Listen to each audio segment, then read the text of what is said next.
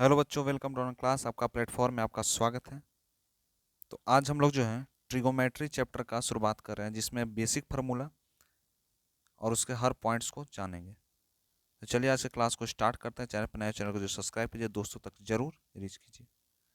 सबसे पहला बात हो रही है कि ट्रिगोमेट्री में ट्रिगोमेट्री और ट्रिगोमेट्री रेशियो दो चीज़ों जिसको हम कहते हैं त्रिकोणमिति या त्रिकोणमिति अनुपात। ट्रिगोमेट्री में इसको कहा जाता है त्रिकोणमिति और ट्रिगोमेट्रिक रेशियो कहा जाता है त्रिकोणमिति अनुपात। अब क्या होता है ट्रिगोमेट्री, उसके बारे में जानेंगे। तो trigonometry is the branch of mathematics which deals with measurements of angle and the problem related to the relationship between sides and angle. बोलता है कि त्रिकोणमिति जो है गणित की वह शाखा है जो कोणों की मापन और भुजाओं के कोणों के बीच के संबंधों से संबंधित समस्याओं से संबंधित होती है। यानी किसकी बात हो रही है यहाँ पर? कोण की बात हो रही है। के मापन यानी कोण की जो मेजरमेंट ऑफ एंगल की बात हो रही है। यानी मेजरमेंट ऑफ एंगल हो रही है, तो वह गणित की वह शाखा है कोणों के मापन यानी मेजरमेंट ऑफ एंगल, और क्या है? भुजाओं और कोणों के बीच में संबंध। भुजा यानी साइड, साइड और एंगल के बीच में रिलेशनशिप, यही संबंध को क्या करना, संबंधित समस्याओं के बारे में बताना ही त्रिकोणमिति का काम होता है।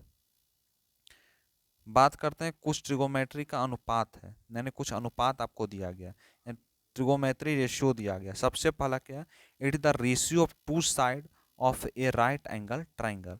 यह एक समकोण त्रिभुज की दो भुजाओं का यह एक अनुपात होता है, जिसको हम ट्रिगोमेट्री रेशियो के नाम से जानते हैं, यानी त्रिकोणमिति अनुपात के नाम से जानते हैं। बोलता है suppose we have to right a angle A B C, यानी मान लीजिए कि हमारे पास समकोण त्रिभुज ए बी सी है।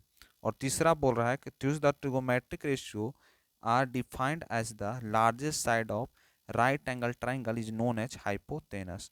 बोलता है इस प्रकार त्रिगोमेट्री अनुपात में एक समकोण त्रिभुज की सब भुजाएं के रूप में परिभाषित किया जाना ही कर्ण कहलाता है, यानी वह साइड कहलाता है।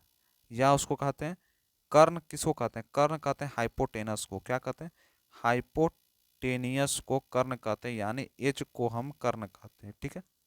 जैसे यहाँ पर आपको एक डायग्राम आपको दिख रहा होगा, यह जो डायग्राम बना हुआ है, यहाँ जो डायग्राम दिख रहा होगा, जिसमें इसको कहा गया परपेंडिकुलर। परपेंडिकुलर यानी लंब कहा गया। लंब यानी इसको क्या कहा गया? लंब। लंब जिसको पी से डिनोट किया जाता है, यहाँ पर मैं लिखा हुआ हूँ। उसके बाद नीचे को यह जो यह देख रहे हैं, इसको आधार कहा जाता है। इसको क्या कहा जाता है? आधार कहा जाता है। जिसको बी से डिनोट किया जाता है, यानी बेस कहा जाता है।